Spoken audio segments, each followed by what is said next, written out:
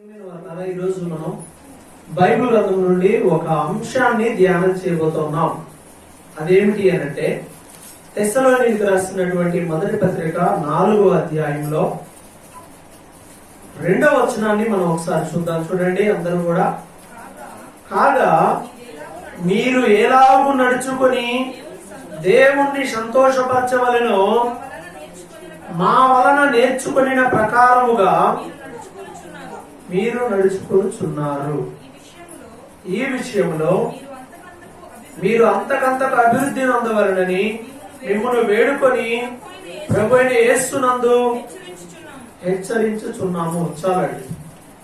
నా వైపు చూడండి. చదవబడిన ఈ 2వ వచనంలో ఏమి నేర్చుకోవాలి అని బైబిల్ మనకు తెలియజేస్తా ఉంది. ఏమి నేర్చుకోవాలంట? మనందరం కూడా నేర్చుకోవాల్సిన ఒక విషయం ఉంది. ఏమిటది? మనందరము దేవునిని ఎలా సంతోష పెట్టాలి అనే విషయాన్ని మీరు నేర్చుకోండి అని అంటున్నాడు. ఎలా నేర్చుకోమని అంటున్నాడు? అక్కడ కూడా క్లియర్ గా ఉంది. మీరు ఎలాగూ నడుచుకొని దేవుణ్ణి సంతోషపరచవలెనో మా వలన నేర్చుకునే ప్రకారం. అంటే మేము ఎలాగ దేవుణ్ణి సంతోషపరిచామో మీరు మా ద్వారా నేర్చుకొని మీరు కూడా దేవుణ్ణి ఎలా సంతోషపరచండి అని బైబిల్ చెప్తూ ఉంది. అపోస్తలుడైన పౌలు గారు దేవుణ్ణి సంతోషపెట్టాడు. ఎలా సంతోషపెట్టాడు? బలులర్పించడం ద్వారా ఆయన సంతోషపెట్టాడా? మరి ఎలాగ దేవుడు సంతోషపడ్డాడు పౌలు గారి జీవితం పట్ల అని ఆలోచిస్తే, ఒకప్పుడు ధర్మశాస్త్రానికి అనుకూలంగా లోబడి బ్రతికే ఆయన దానిని విడిచి, ఒకప్పుడు శిష్యులను క్రైస్తవులను హింసించి బాధించేటువంటి ఆయన దానిని విడిచి ప్రభువుని ప్రేమిస్తూ ప్రభువుని ప్రకటిస్తూ ప్రభు వాక్యానుసారముగా జీవించడం మొదలుపెట్టి దేవుని సంతోషపరిచాడు. దేవుని సంతోషపరచడం కోసం లోకములో ఉన్న అన్నిటినీ కూడా నష్టముగా ఎంచుకున్నాడు. మరొక మాటలో అంటాడు కదా, లోకమంతటిని ఆయన దేనితో సమానముగా ఎంచుకున్నాడు? లోకములో ఉన్నదంతా కూడా పెంటతో సమానంగా ఎంచుకున్నాడు. అంటే అవేవి కూడా ఆయన్ని ఏమాత్రం ఇష్టపరిచేవిగా కావు. దేవుని సంతోషపరచడం కోసం అన్ని కూడా తీసేసుకుంటా వచ్చాడు. ఇలా ఈరోజు సంఘంలో ఉన్నటువంటి మనం ఎవరిని సంతోషపరుస్తున్నాం? దేవుణ్ణి సంతోషపరచాలి అనుకుంటే మనం ఏం చేస్తే దేవుడు సంతోషపడతాడు? ఈ విషయాన్ని మనం ఆలోచించాలి. ఎందుకంటే ఈరోజు చాలా మంది దేవుణ్ణి సంతోషపరిచే విధంగా ఉండడంలో, అందుకే బైబిల్ మనకి నేర్పిస్తుంది, నీవు దేవుని సంతోషపరచడం నేర్చుకోవాలి. ద్వారా అవ్వచ్చు. బైబిల్లో ఉన్నటువంటి భక్తుల జీవితమైనా మీకు తెలిసిన రిఫరెన్స్లైనా సరే, ఏం చేస్తే దేవుడు సంతోషపడతాడని బైబిల్ చెప్తుందో మనము ఏం చేస్తే దేవుడు సంతోషపడతాడు.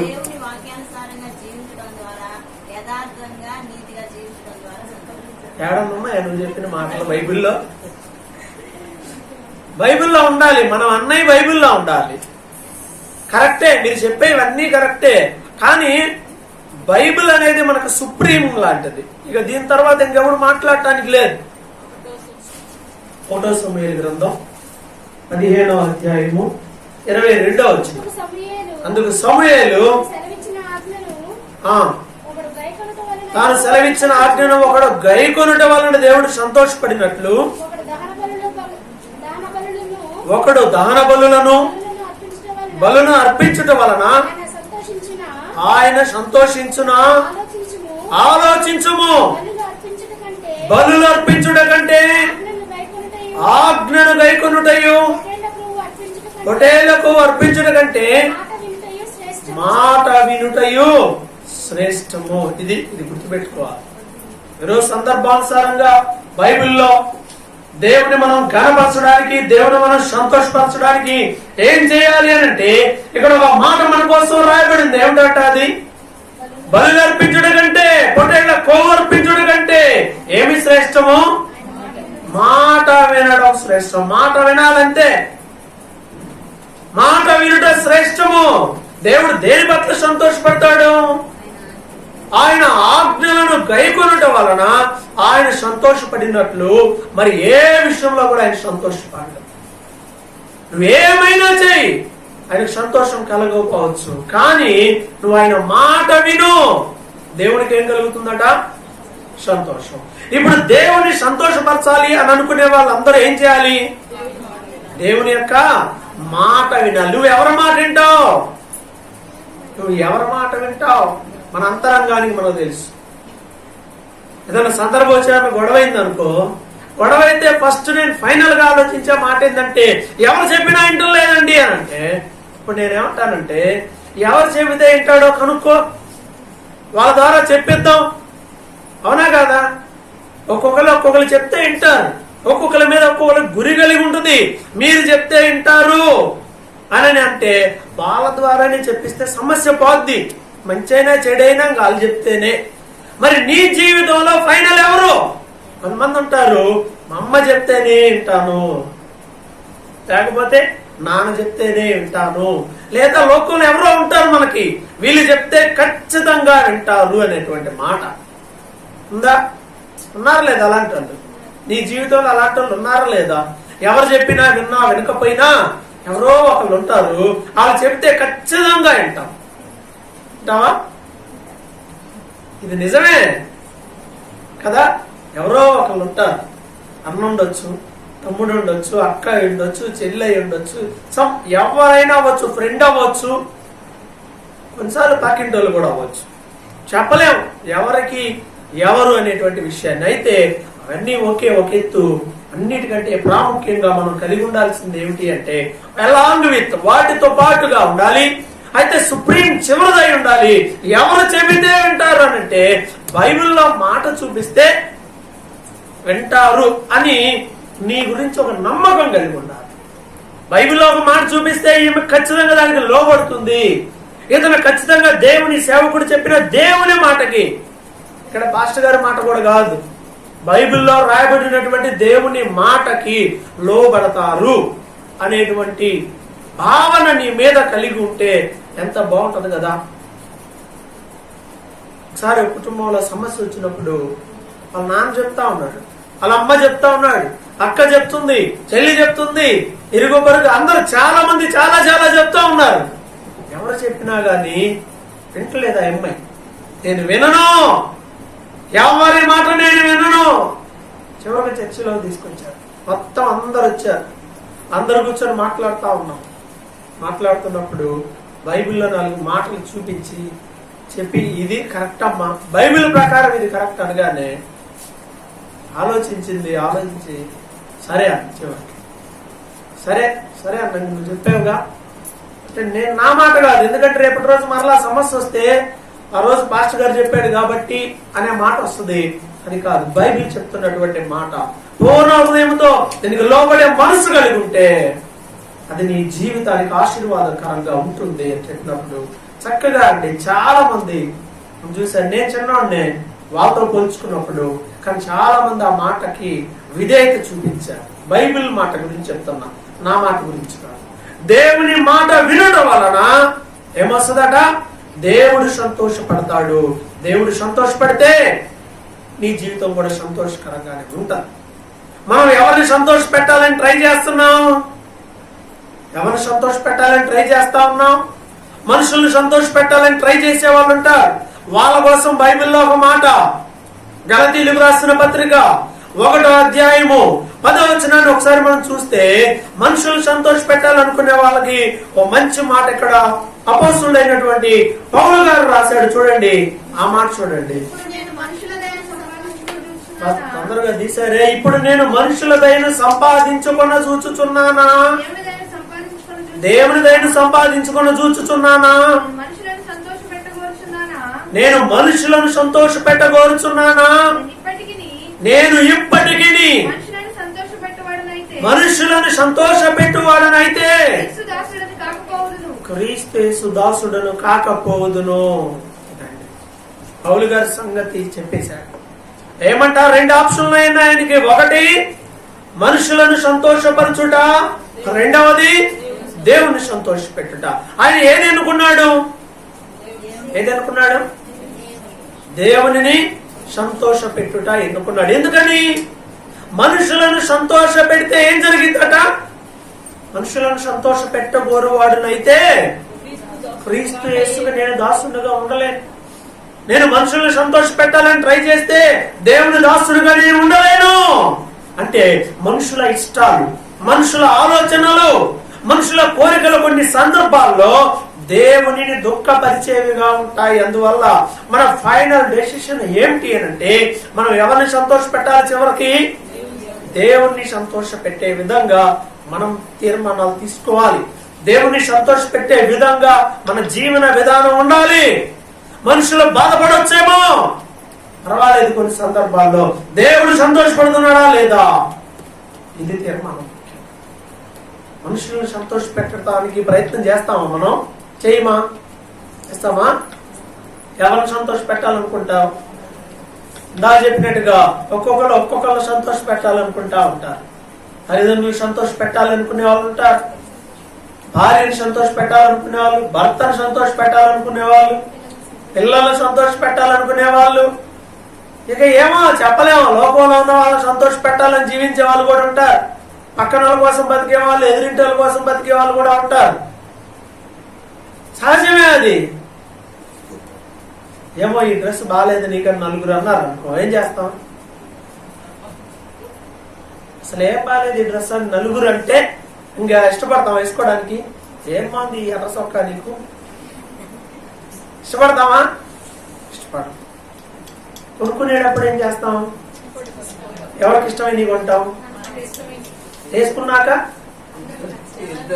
అంటే మనం ఎవరి కోసం వేసుకుంటున్నాం, ఎవరి కోసం కొనుక్కుంటున్నాం అంటే తెలియకుండా మనిషి సమాజంలో ఉన్నటువంటి వారికి అనుకూలంగా, సమాజంలో ఉన్నటువంటి వారి ఇష్టపూర్వకంగా ఉండడానికి ఆటోమేటిక్ గా మనుషులు నచ్చలేదు. అబ్బాయి ఈ మోడల్ ఉంది ఆల్రెడీ, ఈవెన్ పేరు కూడా, పేరు ఏదన్నా పెడితే అబ్బాయి ఈ పేరు మాకు వెనక ఉంది, కాకపోతే మా చుట్టాల్లో కూడా ఉంది, కాదు అంటే సహజంగా చూసుకుంటాం. లోకంలో ఉన్న ఇవన్నీ చూసుకుంటాం లేదా? చూసుకుంటా ఉంటాం. ఎవరిని సంతోష పెట్టాలనుకుంటున్నాం? అయితే ఎవరిని సంతోష పెట్టాలి? అల్టిమేట్ గా చివరగా దేవుణ్ణి సంతోష పెట్టడానికి ప్రయత్నం చేయాలి. అపోస్తలుడైన పౌలు గారు మాట చెప్పాడు. కొరింథీ పత్రిక త్వరగా చూద్దాం. కొరింథీయులకు రాసినటువంటి పత్రికను చూద్దామండి. 1వ కొరింథీయులకు రాసిన పత్రిక 7వ అధ్యాయము. కొరింథీయులకు రాసినటువంటి మొదటి పత్రిక 7వ అధ్యాయము 32వ వచనంలో చూడండి. ఎవరెవరిని సంతోష పెట్టాలని ప్రయత్నం చేస్తారో బైబిల్లో రాయబడింది. మీరు చింతలేని వారై ఉండవలనని కోరుచున్నాను. పెండ్లి కాని వాడు అంటే అబ్బాయి ప్రభువుని ఎలాగ సంతోష పెట్టగలనని ప్రభు విషయమైన కార్యముల గురించి చింతించుచున్నాడు. పెండ్లి అయిన వాడు భార్యను ఎలాగూ సంతోష పెట్టగలనని లోక విషయమైన వాటిని గురించి చింతించుచున్నాడు. అటువలనే పెండ్లి కాని స్త్రీయు కన్యకయు తాము శరీరమందును ఆత్మయందును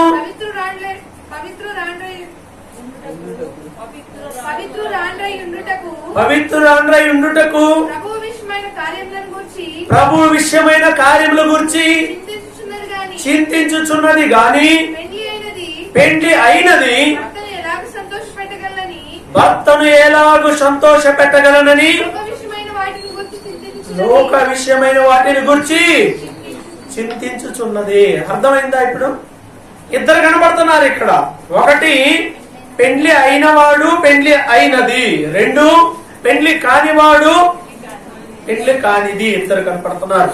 పెళ్లి కాని అబ్బాయిలు అమ్మాయిలు దేని మీద ఆలోచన కలిగి ఉంటారంట?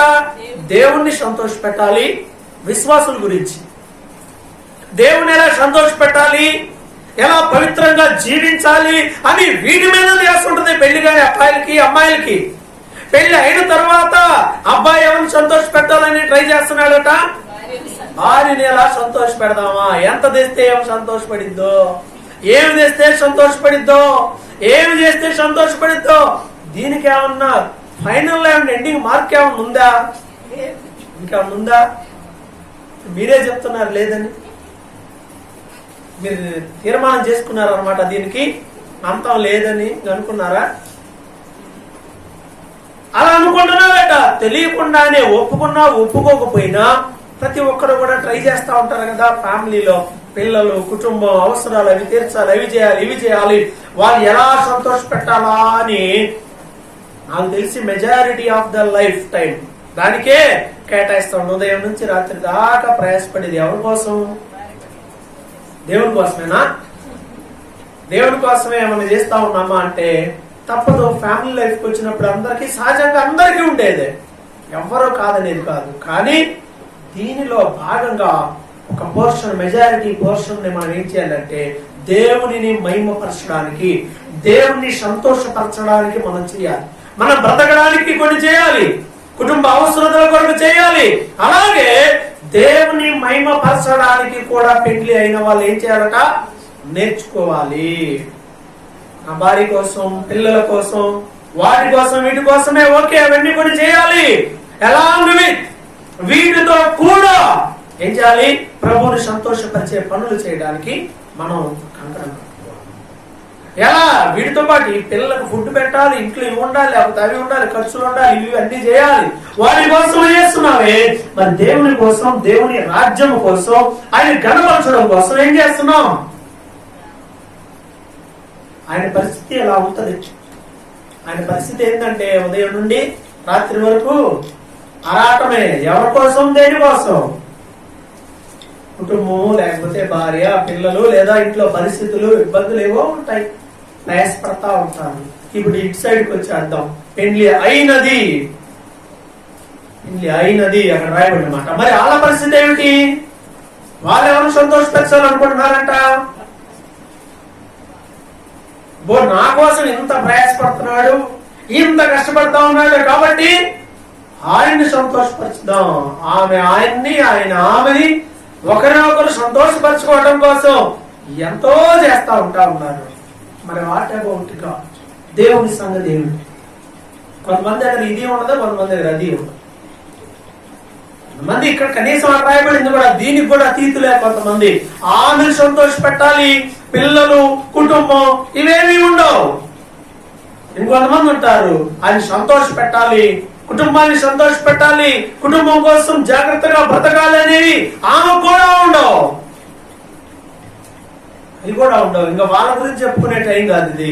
కానీ బైబిల్ ఏం చెప్తుందంటే లోకంలో ఒకరి కోసం ఒకరు, ఒకరిని సంతోషపరచుకోవాలని ఒకరు ఏవేవో చేసుకుంటూ వెళ్ళిపోతున్నారు. కానీ దేవుని సంతోషపరచడం కోసం అసలు ఆ కుటుంబం ఏం చేస్తా ఉంది? కుటుంబంలో ప్రార్థన చేయండి. సంఘం కోసం కుటుంబంగా కూడి సంఘం కోసం ప్రార్థన చేయండి. అప్పుడు దేవుడు సంతోషపడతాడు. మీరు కలిసి మీ కొరకు, దేవుని రాజ్యం యొక్క అభివృద్ధి కొరకు ప్రార్థన చేయండి. మీకోసం నేను చేసుకుంటారు కదా, దేవుని రాజ్యం కొరకు కూడా ప్రార్థన చేయండి. అప్పుడు దేవుడు సంతోషపడతా ఉంటాడు. ఎలా దేవుని సంతోష పెట్టాలని వెతకాలండి, తెలుసుకోవాలి. ఎలా, ఏం చేస్తే దేవుడు సంతోషపడతాడు? ఒకసారి సంఖ్యాకాండంలో చూస్తే 23వ అధ్యాయం 27వ వచనంలో బిలాము అనే ఒక ప్రవక్త ఉన్నాడు. సంఖ్యాకాండం 23:25లో బాలాకు అనేటువంటి రాజు బిలాముని పిలిపించి ఇశ్రాయేలు ప్రజలను శపించు అని చెప్పాడు. శపించమని చెప్తే ఓ చోటకు వచ్చి నిలబడి డబ్బు కోసం ఆశపడి వెళ్ళాడు శపించుదామని. వెళ్ళి చేతులెత్తి శపించడం మొదలు పెడదాం అనుకోగానే దేవుడు ఆటోమేటిక్ గా నోటిని మార్చి ఆశీర్వాదాలు వచ్చేటట్టుగా చేశాడు. అప్పుడు బాలాకు బాధపడి అంటున్నాడు కదా, ఇదేమిటి శపించడానికి కదా నిన్ను డబ్బులు ఇచ్చి తెచ్చుకుంది, నువ్వు సేవకుడివి, నువ్వు ప్రవక్తవి, నువ్వేం చెప్తే జరిగింది, నువ్వు ఆశీర్వదిస్తే ఆశీర్వాదాలు వస్తాయి, శపిస్తే శాపాలు వస్తాయి. అందుకే కదా నిన్ను డబ్బులు ఇచ్చి నిన్ను ఘనపరిచి నిన్ను ఇక్కడ తీసుకొని వచ్చాను అని అంటే అప్పుడు ఆయన అంటాడు కదా, బాలాక్ అంటాడు 27వ వచనంలో ఏమంటాడు చూడండి, నీవు దయచేసి రమ్ము, నేను వేరొక చోటుకి నిన్ను తోడుకొని పోయేదను, అక్కడ నుండి నా నిమిత్తము దేవుని దృష్టికి అనుకూలమగునేమో. చాలు, ఇక్కడ తెలుగులో ఆ మాట రాయబడింది కానీ కేజీఎం ఇంగ్లీష్ బైబిల్ ఏముంటుంది, it may be please God. ఒకవేళ ఈ స్థలం నుండి ఆ స్థలానికి వెళ్తే ఒకవేళ దేవుడు సంతోషపడతాడేమో, ఈ స్థలం బాలేదేమో, ఈ ప్లేస్ మారిస్తే అక్కడికి వెళ్తే దేవుడికి ఒకవేళ సంతోషం అనిపించి అక్కడ దేవుడికి అనుకూలంగా ఉండి అక్కడ ఏమన్నా మనం అనుకున్నట్టయిద్దేమో. ప్లేస్ మారితే దేవుడు సంతోషపడేది ఎప్పుడు? ప్లేస్ మారితే దేవుడు సంతోషపడతాడా? ఈ ప్లేస్ లో దేవుడు ఉండడం ఆ ప్లేస్ లో ఉండకపోవడం ఉంటుందా? చాలా మంది తిరుగుతూ ఉంటారు, అక్కడ ఉన్నాడు, ఇక్కడ ఉన్నాడు, ఇక్కడ ఉన్నాడు. ఎక్కడ ఉన్నాడు? ఎక్కడ ఇద్దరు ముగ్గురు తన నామమున కూడి ఏకీభవిస్తారో వారి మధ్యలో ఉంటాను అన్నాడు. మరి అక్కడ ఉన్నాడు, ఎక్కడ ఉన్నాడు అని తిరుగుతారు. క్రైస్తవులు కూడా హిందువులు తిరుగుతున్నారు. వాళ్ళు అక్కడ ఉన్నాడు, ఎక్కడ ఉన్నాడు తిరిగినట్టు వీళ్ళు కూడా అక్కడ ఉన్నాడండి, ఎక్కడ ఉన్నాడు, ఇంట్లో ఉన్నాడు అని సంగతి తెలియదు. ఇంట్లో మోకరించి ప్రార్థన చేస్తే కదా ఆలోచన రావడానికి. ఇక్కడ దేవుడు ఉన్నాడు. ప్రియమైన వాళ్ళారా, మనం ప్రార్థించినప్పుడల్లా ఆయన సన్నిధి మన మధ్యలో ఉంటుంది. కుటుంబంతో మనం మోకరించి ప్రార్థించున్నప్పుడు ఆయన సన్నిధి మనతో ఉంటుంది. ఆయన మన మధ్యలో ఉన్నాడు. స్థలాలు మారితే దేవుడికి సంతోషము కాదు.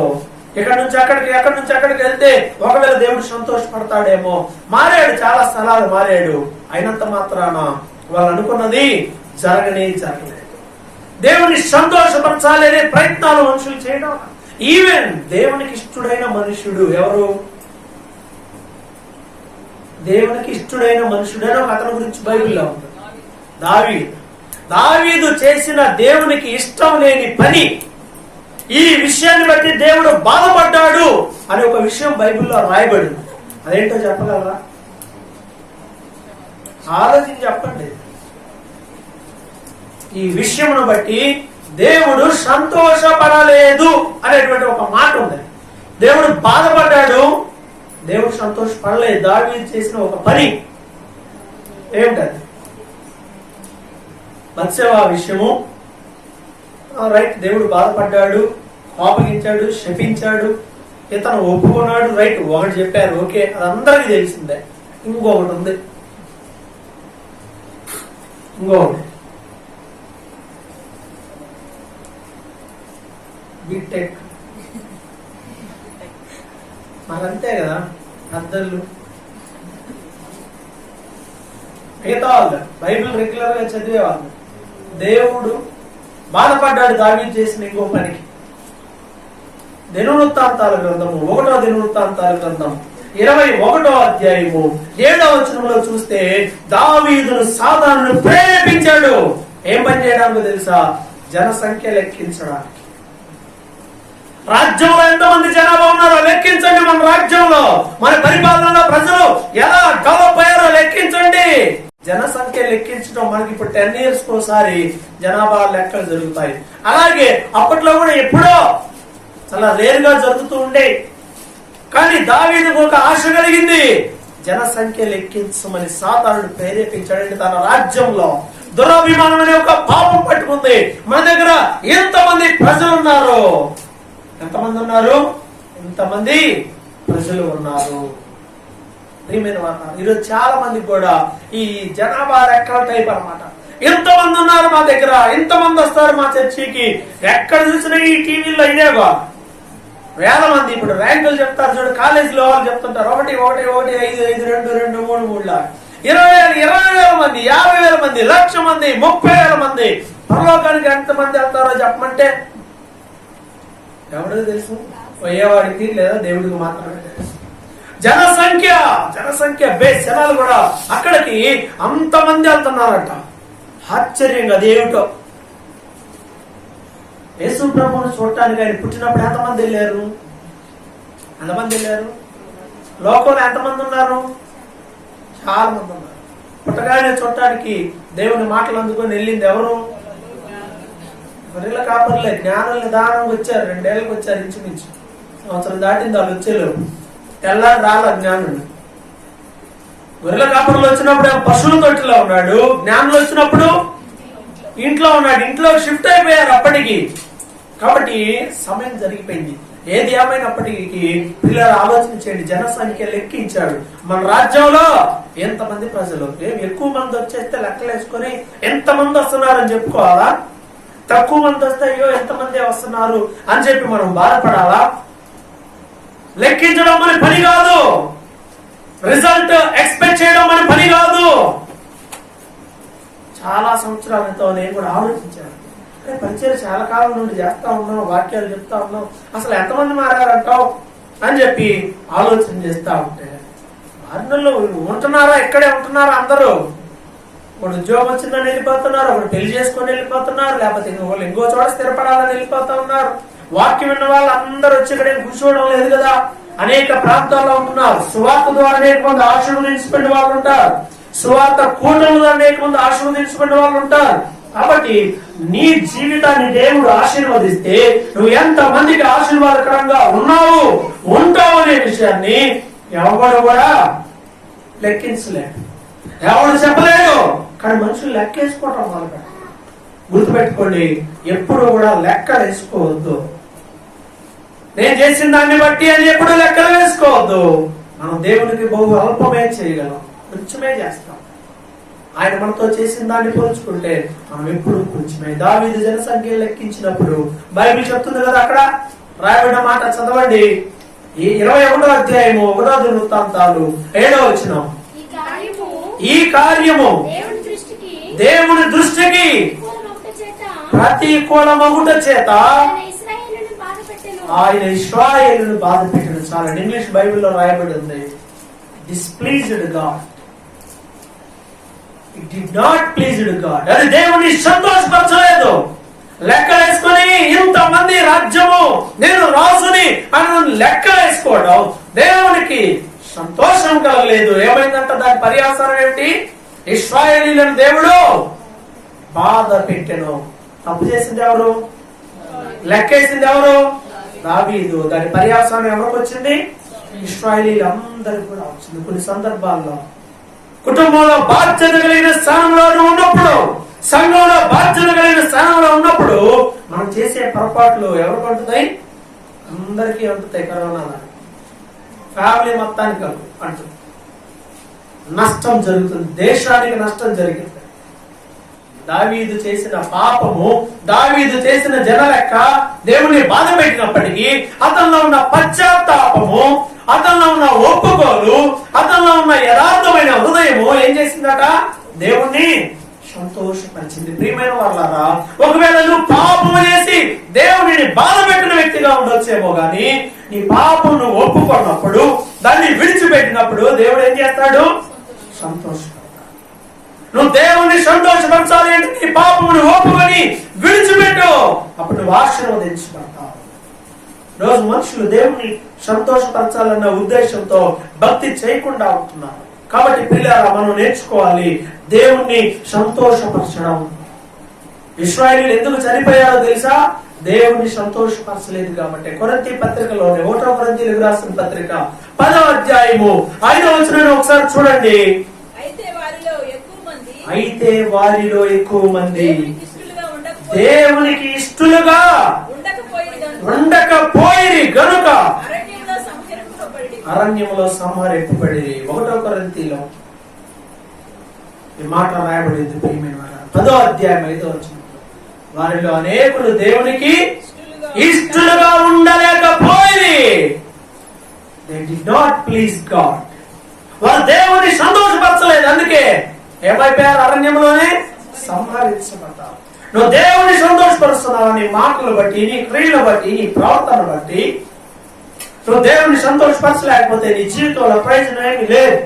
ఇశ్రాయేలీయులు ఆ రోజు అరణ్యంలో రాలిపోయారు, అక్కడే చచ్చిపోయారు. ఈరోజు చాలా మంది దేవుని మహిమపరచలేక, దేవుని సంతోషపరచలేకపోతా ఉన్నారు.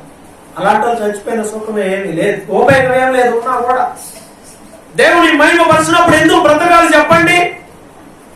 దేవుణ్ణి సంతోషపరచినప్పుడు ఎవరి కోసం బ్రతకాలిగా? దేవుణ్ణి సంతోషపరచడం కోసం బ్రతకడం మనందరం నేర్చుకోవాలని బైబిల్ చెప్తుంది. వాళ్ళని సంతోషపరచుకుంటున్నారు. మాకు మాంసం లేదే, మాకు మంచి తీయని నీళ్లు లేవే, మాకు ఈ అరణ్యంలో అవి లేవు, ఇవి లేవు, చేపలు లేవు, కీరకాయలు లేవు, దోసకాయలు లేవు, ఉల్లిపాయలు లేవు. వీటి మీదే ఉన్నాడు. ఇది ఒక ప్రయాణం అన్న సంగతి మర్చిపోయి, జర్నీలో ఏముందిలే, ముందుకెళ్ళిపోతే ప్రశాంతంగా ఉంటుందిలే, మంచి సారవంతమైన ఫలభరితమైన దేశంలోనికి వెళ్తాంలే అని ఆలోచించాల. ముందు ఏముంది? దేవుని మాట వింటే ముందు నీకు ఆశీర్వాదకరమైన జీవితం ఉంటది. దేవుని మాట వినకపోతే నీకు ముందే ఉంటది ముసళ్ళ పండగే ఉంటది. ముసళ్ళ పండగ అంటే ఏంటి? నిన్ను టిఫిన్ చేస్తాయి అవి అంతే, లేదు నువ్వు ఉండవని అర్థం. నువ్వు దేవుని సంతోషపరచు, నీ ఫ్యూచర్ బాగుంటుంది. చాలా మందికి కన్ఫ్యూజ్ అయిపోతుంటారు, ఏం చేయాలి అర్థం కాక ఏబడితే అవి చేస్తుంటారు. దేవుని సంతోషపరిచే నిర్ణయాలు తీసుకో, దేవుడు నీ జీవితాన్ని ఆశీర్వాదకరంగా చేస్తాడు. నీ నిర్ణయాలు నీ జీవితం, అదే నీ నిర్ణయమే నీ జీవితం. ప్రియమైన వాళ్ళ ఆలోచన చేయండి. వీళ్ళు దేవుని సంతోషపెట్టలేకపోయారు, అందువల్ల చనిపోయినటువంటి వారిగా ఉన్నారు. దేవుణ్ణి సంతోషపరచండి ఇంకొకటి చూపిస్తాను. ఇది దేవుని సంతోషం కాదు. ఏమిటి అది? రోమా పత్రిక 8వ అధ్యాయము 8వ వచనాన్ని ఒకసారి చదువుకుందాం. చూడండి, రోమీయులకు రాసిన పత్రిక 8వ అధ్యాయం 8వ వచనం. కాగా శరీర స్వభావము గలవారు దేవునిని సంతోషపరచలేరు. చూసారా? ఎవరు? శరీర స్వభావము గలవారు దేవుణ్ణి సంతోషపరచలేరు. అది శరీరము ఆత్మ రెండు వేరువేరుగా ఉన్నాయి. ఈ రెండింటికి ఎప్పుడు గొడవే. శరీరం అంటది శుభ్రంగా తిని పడుకోవచ్చుగా, ఆత్మ అంటది ఒక పూట ఉపవాసం ఉండొచ్చుగా. శరీరం అంటది లోకంలో ఉన్న అన్ని రకాల పాపాలు అనుభవించవచ్చుగా, వయసు అయిపోతుందిగా అంటది. ఆత్మ అంటది ఈ శరీరము ప్రభు కోసమే ఉంది, పరిశుద్ధముగా జీవించవచ్చుగా. శరీరం అంటది నిద్రమో అంటది, ఆత్మ అంటది లేచి ప్రార్థించు అంటది. శరీరం అంటది వాళ్ళ సంతోషం వీళ్ళ సంతోషం కోసం ప్రయాసపడు అంటది. ఆత్మ దేవుణ్ణి సంతోషపరచు అంటది. ఈ పోరాటంలో ఎవరు గెలుస్తారు? శరీరము వర్సెస్ ఆత్మ. ఎవరు సంతోషపడతారు? ఎవరు సంతోషపరుస్తున్నావు? అది నీకే తెలుసు, నీకే తెలుసు. బైబిల్ అందుకే చెప్తుంది, నీ నేచర్, క్రియలు కూడా కాదు, ఆలోచన, నీ స్వభావము, శరీర స్వభావము గలవారు దేవుణ్ణి సంతోషపరచలేరు. ఎవరి శరీర స్వభావం గలవారని చూస్తే అక్కడే ఆ కింద పై వచ్చిన వాళ్ళు చూస్తే శరీర స్వభావము గలవారు అంటే వాళ్ళ మైండ్ ఎలా ఉంటుందంట, శరీర స్వభావం గలవారు ఆలోచనలు ఎలా ఉంటాయో అక్కడే రాయబడినటువంటి వాళ్ళు దేని మీద మనసు పెడతారు? శరీరానుసారమైనటువంటి మనసులు. ఏ విషయాల మీద మనసు ఉంటుందంట వాళ్ళకి? శరీర విషయాల మీదే మనసు ఉంటది. మనసు అంతా శరీర సంబంధమైన దాని మీదే ఉంటది మనసు. 4వ వచనంలో ఉంటదండి ఈ మాట 5 సార్లు. శరీరానుసారులు శరీర విషయముల మీద మనసుంతురు, ఆత్మానుసారులు ఆత్మ విషయముల మీద మనసు ఉంతురు. అంటే నీ మనసు దేని మీద ఉంది? శరీరానుసారమైన దాని మీద ఉందా, ఆత్మానుసారమైన దాని మీద ఉందా? నీ మనసు ఎక్కడుంది చెప్పండి? మనసు ఇప్పుడు దేని మీద ఉంది? ఏమో ఇప్పుడు దేని మీద ఉందో ఇప్పుడు అంచనా వేయలేకపోతా ఉన్నాం. ఇప్పుడు కొంతమంది నిర్ణయాలు మార్చుకుని అమ్మా బతికితే చాలండి అంటున్నారు. బతికితే చాలంటే ఇప్పుడు మనసు దేని మీద ఉందంటే బ్రతుకు మీద ఉంది. బ్రతకాలి, ఆరోగ్యంగా ఉంటే చాలు. కోటీశ్వర్లు కూడా కోరుకునేది అదే, ఆరోగ్యంగా ఉంటే చాలు. ఈ ఆరోగ్యం కూడా దేనికి సంబంధించింది? ఇది కూడా శరీర సంబంధమైందే. ఇది కూడా అంటే నువ్వు ఆరోగ్యంగా ఉండాలి, ఓకే. దాని రిజల్ట్ ఏంటి? నువ్వు ఆరోగ్యంగా ఉంటావు, బ్రతుకుతావు, అందరు చచ్చిపోవాలి, నువ్వు బతకాలి. బ్రతికేం చేయాలి? ఇష్టం వచ్చినట్టు ఉండాలి. అది శరీరానుసారమైనటువంటి ఆలోచన, శరీరానుసారమైనటువంటి జీవితం, శరీరానుసారమైన మనస్సు. బైబిల్ అక్కడ చెప్తుంది కదా, శరీరానుసారమైన మనస్సు మరణము, ఆత్మానుసారమైన మనస్సు జీవమును సమాధానమై ఉన్నది. ఏలయనగా శరీరానుసారమైన మనస్సు దేవునికి విరోధము. నువ్వు శరీర రీతిగా ఆలోచిస్తున్నావా? ఇంకా శరీర సంబంధమైన విషయాలు కలిగి ఆలోచిస్తున్నావా? నువ్వు దేవునికి శత్రువుగా. మన ఆలోచనలు దేని మీద ఉన్నాయి? శరీరానుసారమైన వాటి మీద. ఇంకా అలాగుంటే పిల్లలు గుర్తుంచుకోండి, అది దేవునికి శత్రుత్వం అంట. నీ ఆశలు, నీ ఆలోచనలు, నీ క్రియలు దేవునికి శత్రుత్వమా? ఏమంటే ఆయనకి మనం శత్రువులుగా ఉండి మనం గెలవగలమా? మరి దేవునికి విరోధముగా జీవిస్తా ఉంటే ఎలా చెప్పండి? మార్చుకోవాలి. శరీరానుసారమైన జీవితాన్ని కలిగి వారు ఈరోజు తీర్మానాలు తీసుకుని నేను ఆత్మానుసారముగా జీవించాలి అని చెప్పి అందరూ కూడా అనుకోవాలి, ఆలోచించాలి. శరీరానుసారమైన మనసు వల్ల ఏమొస్తుంది? మరణమే. ఆలోచిస్తావు, దిగులు పడతావు. ఆలోచించి దిగులు పడటం వల్ల ఏమొచ్చింది? దిగులు ఏమైపోయింది? నా శరీర సంబంధమైనటువంటివన్నీ మనిషిని ఏం చేస్తాయంటే చిన్నగా కుంగదీసి తొందరగా చివరిగా తీసుకుపోతాయి ఊరి చివరికి. ఏమైనా రాని, ఏమి కొంతమందికి భయం, చిన్నది ఏదొచ్చినా భయం. ఒక్కటి గుర్తుపెట్టుకోండి, మీ పరలోకపు తండ్రి పర్మిషన్ లేకుండా ఏం జరగదు. ఒక్కటి కూడా రాదు. ఒక్కటి కూడా అంటే జరుగుతుంటాయి. దేవుని ప్రణాళిక ఉన్నంత కాలం నువ్వు బతికే ఉంటావు. ఏ రోగమైనా నీకు రాని, ఏ రోగమైనా లోకంలో ఉన్నది భయంకరమైన రోగాలు రాని, పెద్ద రోగాలు రాని, దేవుని ప్రణాళికలో నువ్వు ఉన్నంత వరకు నువ్వు ఉంటావు. లాజరు ఆరోగ్యంగా ఉన్నాడా? లాజరుకుందా ఆరోగ్యం? ఉందా? ఎంత బాధపడ్డాడు ఏమండి? కానీ నువ్వు ప్రణాళిక ఉన్నంత వరకు ఉంటాడు. దేవునికి తెలుసు. పౌలు గారు కూడా అంటాడు, నాకు ఒక ముళ్ళు ఉంది. ఆయన కూడా ప్రాబ్లం ఉంది. ఒక్కో రకమైన సమస్యలు ఉంటాయి. ఈ అనారోగ్యాలు, ఈ రోగాలన్నీ కేవలం శరీరానికే, మనసుగా. ఈ శరీర సంబంధమైన దాన్ని మనసుగా బాధించి మనం కూడా కుంగిపోయి ఈ మనసును పాడు చేసుకొని, ఎందుకంటే ఇవన్నీ ధైర్యంగా ఉండి ఏమైనా రాని ప్రభు నాకు తోడుగా ఉంటే జరిగేది అలానే జరుగుతూ ఉంటుంది. ఆయన నేనున్నంత కాలం, యోబు అంటాడు కదా, నేనున్నంత కాలం దేవుణ్ణి ఇలానే మహింపరుస్తూనే ఉంటాడు. దావీదు అలానే అంటాడు. ఈ శరీరానికి, శరీర సంబంధమైన వాటికి, వేడికి కూడా భయపడాల్సిన అవసరం లేదు. అది ఏ వ్యాధి అయినా, బాధ అయినా, బలమైన పాట పాడతాం కదా. ఏం పాట? యోర్దాను ఎదురైన ఎర్ర సముద్రం పొంగి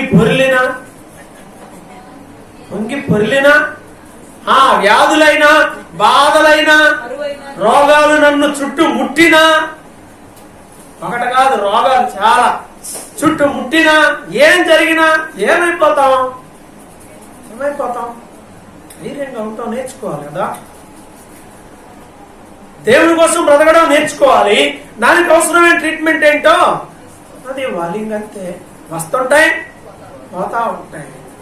ప్రియమైన వారలారా, శరీర స్వభావం గలవారు ఏ మాత్రము కూడా దేవుని సంతోషపరచలేదు. ఏమీ లేకపోయినా చాలా చేయడానికి ప్రయత్నం చేస్తాడు. అన్నీ ఉంటే మాత్రం ఏమి చేయడానికి ప్రయత్నం చేయాల. పోతే పోయింది అలాంటప్పుడు. అప్పుడు ఆమె తెలిసి వచ్చిందేమో కదా. పాట పాడుతూ ఉంటుంది. పాట బాగా హృదయారణ్యంలో కృంగిన సమయంలో కళ్ళున్నంత వరకు ఏమనిపించలేదు చదవాలని. పోయిన తర్వాత ఏమో అప్పుడు అనిపిస్తుంది అంట చదవాలని. ఉన్నంతకాలం అనిపించట్లా, పోయిన తర్వాత అనిపిస్తుంది ఏదో చేయాలని.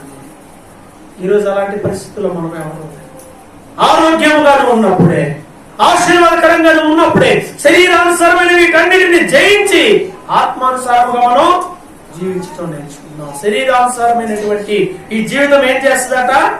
మరణాన్ని కలుగు చేస్తుంది. కాబట్టి మనము దానికి దూరంగా ఉండాలి. కాబట్టి దేవుని సంతోషపరిచేది ఏమిటి? చివరగా ఆయన మాట వినటం. బలర్పించడం కన్నా, పొట్టేళ్ల పువ్వు అర్పించడం కన్నా ఆయన మాట వినడం శ్రేష్టము. అది ఆయన్ని సంతోషపరుస్తుంది. ఇంకొకటి సంతోషపరిచేది ఏంటో చెప్పి నేను ముగిస్తాను. కీర్తన గ్రంథం చూద్దామండి. చివరగా కీర్తన గ్రంథం ఒకసారి చూసినట్లయితే ఏది ప్రభువుని ఆనందింపజేస్తుంది? 147వ అధ్యాయము కీర్తన గ్రంథము 147వ అధ్యాయాన్ని మనం ఒకసారి చూస్తే దేవుని యొక్క వాక్యములు ఈ విధంగా రాయబడింది. కీర్తన గ్రంథం 147వ అధ్యాయము 10, 11 ఈ రెండు వచనాలు గుర్తుపెట్టుకోండి. గుర్రముల బలమునందు ఆయన సంతోషించడు, నరుల కాలి సత్తువయందు ఆయన ఆనందించడు.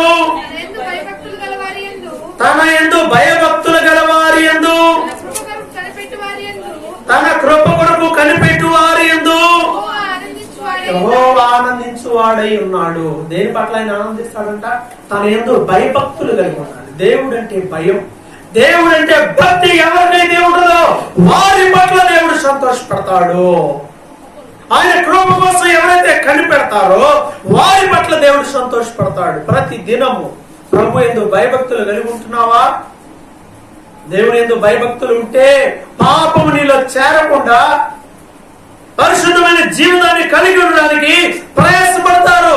దేవుని భయము, దేవుడు అంటే భక్తి నీలో ఉండాలి. ఎంతమంది కుటుంబాలు ఈ రోజు ఉంటున్నాయి? ఎంతమంది ఫోన్లలో ఈ దేవుని భయం ఉంటుంది? ఎంతమంది టీవీలో ఈ దేవుని భయం ఉంటుంది? ఎంతమంది చదువుకునే దగ్గర ఈ దేవుని భయం ఉంటుంది? దేవుని భయం కలిగి ఉండటం వల్ల మనం ఏం చేస్తామంటే పద్ధతి ప్రకారము జీవించగలగడానికి ఇష్టపడతాం. దేవుని భయమే లేకపోతే ఏమీ ఉండదు. యోసేపు దేవుని భయం కలిగి ఉన్నాడు కాబట్టి అతను పరిశుద్ధమైన జీవితాన్ని కలిగి ఉన్నాడు. అక్కడ ఎవరు లేరు, కానీ యోసేపు ఎవరిని చూశాడు? పైన ఉన్న దేవుణ్ణి చూశాడు. చూస్తున్న దేవుణ్ణి చూసి దేవునికి భయపడ్డాడు. భయపడుతున్నావా దేవునికి?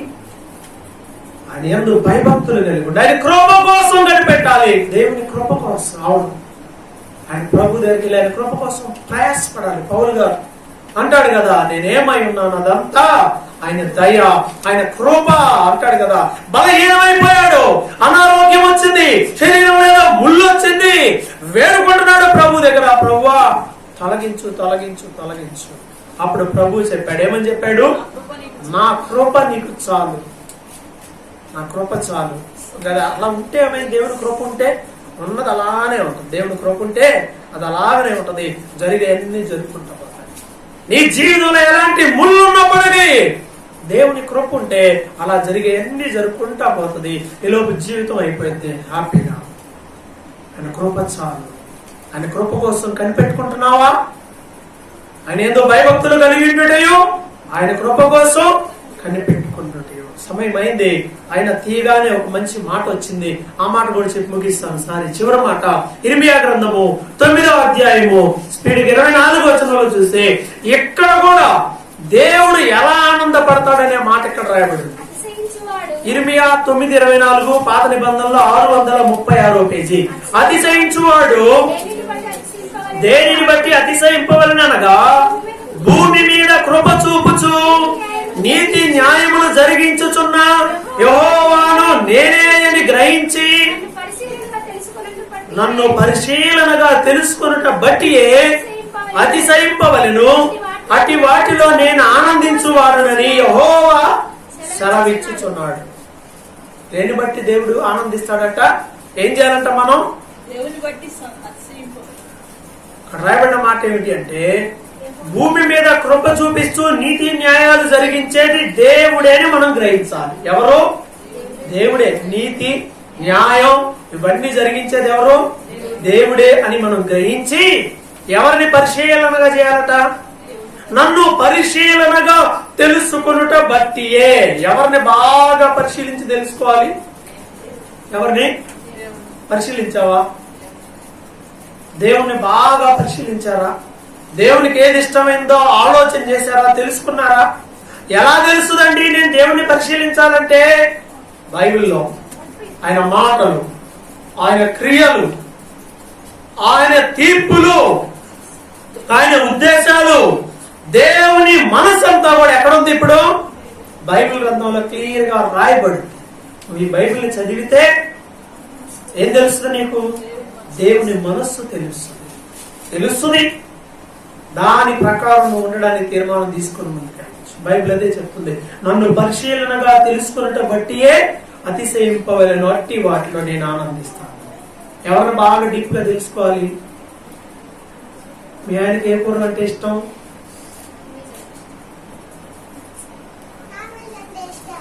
నాన్ వెజ్ అంటే ఇష్టం.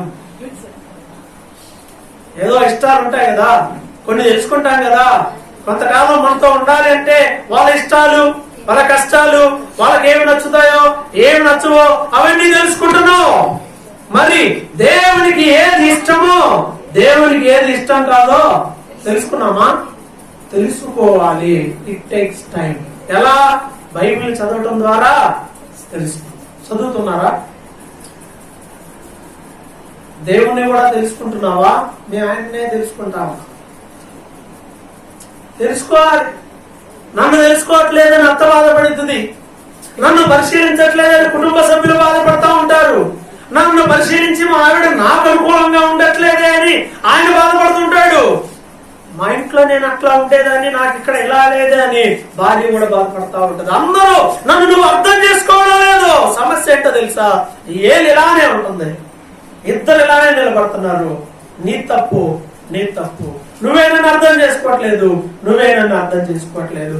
ఏళ్ళు ఎవరు తెలుసట్లా ఇలానే ఉన్నారు. నువ్వే తెలుసుకో, నువ్వే తెలుసుకో, నువ్వే. దేవుడు నిలబడి భూమి ఆకాశమును సృష్టించిన సృష్టికర్త, మన కోసం ప్రాణం పెట్టినవాడు, మన కొరకు దెబ్బలు తిన్నవాడు, మనకు రావాల్సిన శిక్షను ఆయన నిలబడి భరించిన వాడు, మన అవమానం అంతటిని ఆయన మీద వేసుకున్నవాడు. ఆయన నిలబడుతున్నాడు, నీ శిక్ష అంతా నేను తీసుకున్నాను, నీకొద్దు, ఈ బాధ నీకొద్దు, ఈ శిక్ష నీకొద్దు, నేను పడతాను. నాకు ఇష్టమైంది ఏంటో తెలుసుకుని నన్ను పరిశీలించి నాకు ఇష్టం వచ్చినట్లుగా ఉండు అని దేవుడు చేయి చూపిస్తున్నాడు. రమ్మనే పిలుస్తా ఉన్నాడు. ఆయనకు అనుకూలంగా బ్రతకమని, ఆయన సంతోషపరిచేలా జీవించమని. లోకంలో ఉన్న వాళ్ళండి దేవుని సన్నిధికి దూరంగా ఉన్నాళ్ళు ఎట్లాగో వాళ్ళకి నచ్చినట్టుగానే బ్రతుకుతారు. వారు దయ్యాన్నే సంతోష పెట్టేలా చేస్తారు. అయితే క్రైస్తవుల పరిస్థితి ఏమిటి? దేవుని సంతోషపడుతున్నారా? మందిరంలో ఉన్న వాళ్ళు, ప్రార్థనకి వెళ్లే వాళ్ళు దేవుని సంతోషపరుస్తున్నారా? ఎలా నేను దేవుని సంతోష పెట్టగలను నువ్వు అడిగితే ఒకే మాట, దేవుని తెలుసుకోండి. దేవుని మనసు ఏంటో బైబిల్ చదివి తెలుసుకోండి. ఆయన ఏంటో భయభక్తులు కలిగి ఉండి ఆయన కృప కోసం కనిపెట్టు. ఇదే దేవుని సంతోషపరిచేటువంటి విషయం. ఎందుకని అంటే ఆయన మన కొరకు లోకంలో ఎవ్వరు చేయలేనిది చేశాడు కాబట్టి. చివరగా ఆప్షన్, నిన్ను నువ్వు సంతోష పెట్టుకుంటావా? లోకంలో ఉన్న మనుషులు, కుటుంబం, తల్లిదండ్రులు, బంధుమిత్రులు, భార్య, భర్త, ఇలా ఏవో ఉన్నాయి, వాళ్ళని సంతోషపరుచుకుంటావా? లోకంలో మనుషులు సంతోషపరుస్తావా? దేవుణ్ణి సంతోషపరుస్తావా? నీ జీవితం ఎలా ఉంది? నువ్వు ఎలా ఉండాలనుకుంటున్నావు? తల వచ్చి ప్రార్థన చేసి ప్రభుతో చెప్తాం. ప్రభు అంటున్నాడు, మీ ప్రమాణ వాక్యములను నాకు తెలియజేయండి అని బైబిల్ చెబుతూ ఉంది. తెలియజేయండి మీ ప్రమాణ వాక్యాన్ని విన్నావు, ఈ ప్రమాణ వాక్యాన్ని దేవుడికి తెలియచేయి. ప్రభుని సంతోషపరుస్తావా? లోకాన్ని సంతోషపరుస్తావా? నీవే సంతోషపరుచుకుంటావా? ప్రభుతో చెప్తాం. అందరూ తల ఉంచండి, ప్రార్థన చేసుకుందాం. అందరూ ప్రభుతో చెప్పండి, నాకు ఇష్టం వచ్చినట్లుగానే నా యవన కాలం అంతా బ్రతికారు ప్రభు.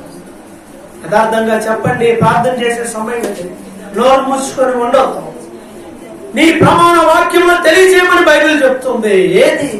నేను నీకోసం ఎంత చేశానే, నీకోసం ప్రాణం పెట్టానే. అవును ప్రభువా, నా కోసం ప్రాణం పెట్టావు, రక్తం రాచావు, దెబ్బలు తిన్నావు, అవమానాన్ని భరించావు, లోకంలో మరి ఎవరు చేయలేని మహోన్నతమైన త్యాగాన్ని చేశావు నా కోసం.